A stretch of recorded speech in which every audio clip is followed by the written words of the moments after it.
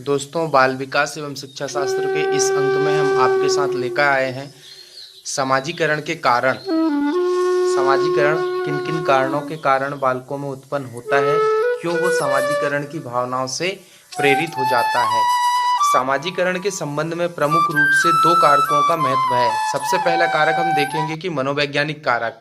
मानसिक रूप से वह किस प्रकार से अपने आप को तैयार करता है और वो समाजीकरण के रूप में आगे बढ़ना चालू करता है। मनोवैज्ञानिक की विचारधारा है कि हमारे व्यक्तित्व के तीन प्रमुख स्तर होते हैं, जिसमें सबसे पहले आता है दोस्तों इदम, जिसको इड कहते हैं।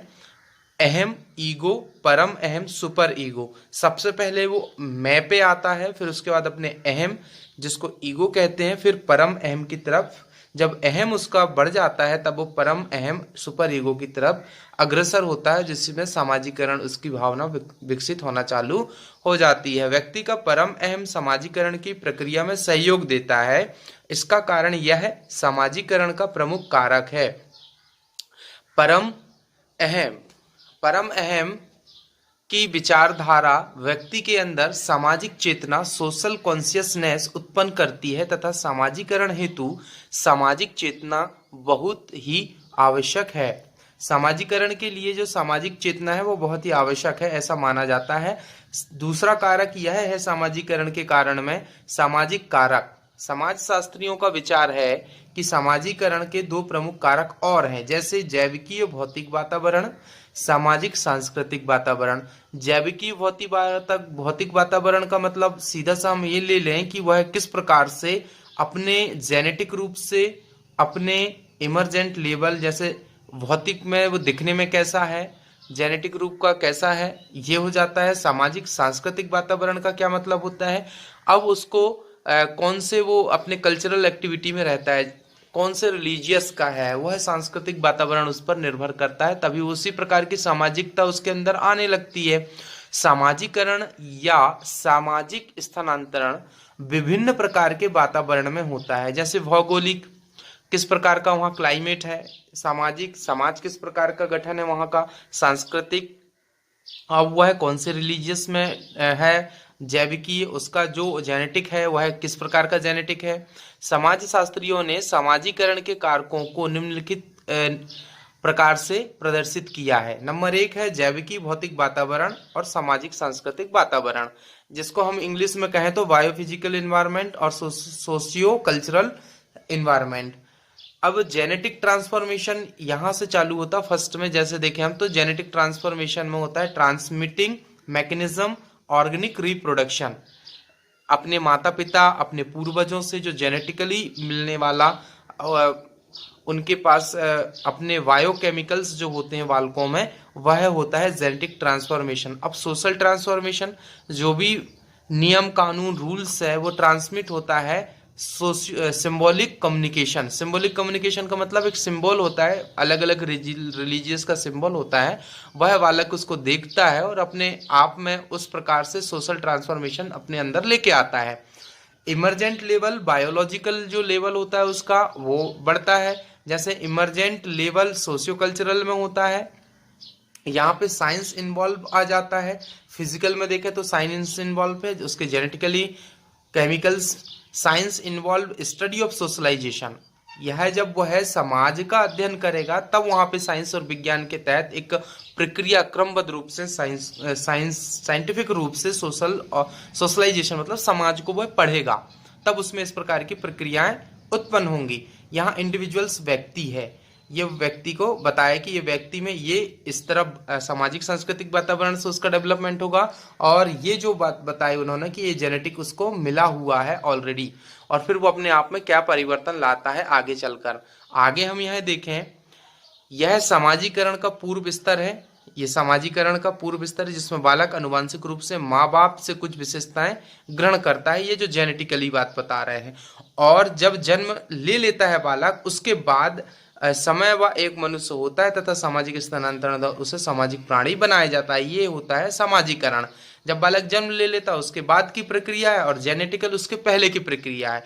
उसके पहले की प्रक्रिया कैसे, जैसे कि बालक माता पिता की जो भी भावनाएं हैं वो बालक में यहाँ से ट्रांसफर होगी, उसको हम जेनेटिक कहते हैं। और सोशल ट्रांसफॉर्मेशन क्या होता है, जब वो जन्म ले लेता है तब उसमें सामाजिकरण की भावनाएं विकसित होना चालू होती हैं। अब उसके साधन कौन कौन से हैं ये देख लेते हैं हम। सामाजिकरण के साधन, साधन के बारे में हम थोड़ा सा यहाँ जानकारी इकट्ठा करें तो सामाजिकरण की प्रक्रिया में शिक्षा के औपचारिक तथा अनौपचारिक दोनों ही साधनों का महत्वपूर्ण स्थान होता है। औपचारिक, औपचारिक का मतलब होता है एक लिखित प्रारूप के तहत एक सिस्टमेटिक ढंग से दी जाने वाली शिक्षा, जैसे विद्यालय में दी जाने वाली, विश्वविद्यालय में दी जाने वाली शिक्षा, वो औपचारिक शिक्षा होती है। तथा अनौपचारिक मतलब जैसे घर में देने वाली, समाजों में देने वाली जो शिक्षा, वो देखकर सीखने वाली जो शिक्षा होती है वो अनौपचारिक, उसका कोई लिखित प्रारूप नहीं होता है। चूंकि जन्म के समय बालक पाशविक प्रवृत्तियों के साथ पैदा होता है, मतलब पशु के समान पैदा होता है बालक, उसको कोई ज्ञान नहीं होता, उसको कुछ भी पता नहीं होता कि क्या होने वाला है उसके साथ। यही हमने बहुत सारे उदाहरण देखे, जैसे मोगली का उदाहरण ले ले। मोगली, मोगली भी जब पैदा हुआ था तो जंगल में जानवरों के साथ पला बड़ा तो जानवर जैसा हो गया। तो हम ये कह सकते हैं कि बालक जन्म के समय कैसा होता है, पशु होता है। अब उसमें परिवर्तन कब आता है, वातावरण में, तथा जैसे जैसे वह विकसित होता है अन्य व्यक्तियों के संपर्क में आता है, इन पाशविक आदर्शों के अनुकूल ढलने लगता है।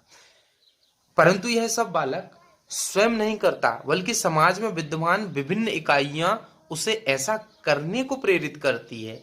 और कहीं इकाइयों को हम, इन्हीं इकाइयों को हम क्या कह देते हैं, सामाजिकरण के साधन कह देते हैं। साधन में बालक का सामाजिकरण करने में जिन साधनों का महत्वपूर्ण योगदान है वह आगे हम इसको समझते हैं कौन कौन से साधन है। देखते हैं दोस्तों, अनेक मनोवैज्ञानिकों ने बताया है। सबसे पहला कारण बताया उन्हें परिवार।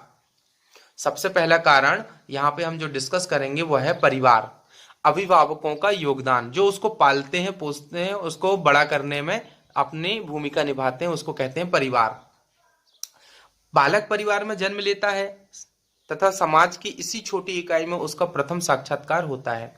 इसी कारण विभिन्न विद्वानों ने कहा है कि परिवार नागरिकता की प्रथम पाठशाला है। नागरिकता की कौन सी पाठशाला है, प्रथम। वो घर से ही जो सारे व्यवहार है वो सब कुछ कहाँ से सीखता है बालक, घर से सीखता है। किम्बाल यंग, किम्बाल यंग ने भी कहा है, महान मनोवैज्ञानिक रहे हैं जो किम्बाल यंग, उन्होंने कहा है समाज में समाजीकरण के जितने भी साधन हैं उनमें परिवार का स्थान महत्वपूर्ण है।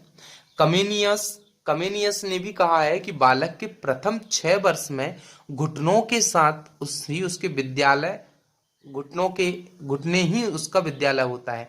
6 वर्ष में माँ के घुटने ही उसके विद्यालय होता है। इसका क्या मतलब है, मतलब माँ के गोद में रह के वह सारी चीजें सीख लेता है। वह परिवार को बालक की सभी प्रकार की शिक्षा का केंद्र समझता है। कमेनियस क्या समझता है कि वह परिवार को बालक की सभी प्रकार की शिक्षा का केंद्र समझता है, मतलब वहां से सभी प्रकार की उसको शिक्षा मिलनी है। किसको, बालक को। रूसो ने भी कहा है, रूसो भी महान वैज्ञानिक हुए हैं, मनोवैज्ञानिक हुए हैं, ने भी माँ को सच्ची सेविका और पिता को सच्चा शिक्षक बताया है। माँ को क्या बताया है, सच्ची सेविका, और पिता को सच्चा शिक्षक बताया है। और पेस्टोलॉजी ने भी यह कहा है कि बालक की शिक्षा में घर के वातावरण का बहुत महत्व होता है। घर के वातावरण का मतलब, घर का वातावरण यदि झगड़ालू है तो बालक झगड़ा करना सीख जाएगा। घर का वातावरण यदि प्रेम पूर्वक है, सौहार्द है, करुणामय है, तो बालक में वह करुणा आगे उसके समाजीकरण में झलकेगी। तो सबसे पहला हम ये कह सके कि अपना घर ही जो जैसा होता है वैसा बालक का निर्माण होना चालू होता है। प्राथमिक रूप से बालक के सर्वांगीण विकास के में परिवार की महत्वपूर्ण भूमिका रहती है। परिवार ही वह प्रारंभिक संस्था है जहां बालक संस्कारों को ग्रहण करता है। अब संस्कार अच्छे और बुरे दोनों हो सकते हैं। अब किस प्रकार के संस्कार देते हैं उसी प्रकार के संस्कारों में बालक अपने आप को ढालता है। यदि परिवार का वातावरण अच्छा है तो बालक के अंदर अच्छे संस्कार विकसित होने लगेंगे, और यदि परिवार का वातावरण खराब है तो बालक दुर्गुणों का शिकार होने लगता है। प्रारंभ में बालक का मस्तिष्क अत्यंत कोमल होता है। परिवार के वातावरण से हम उसे जिस ओर चाहे मोड़ सकते हैं। इसी कारण हम यह मानते हैं कि बालक की शिक्षा में परिवार एक महत्वपूर्ण संस्था है।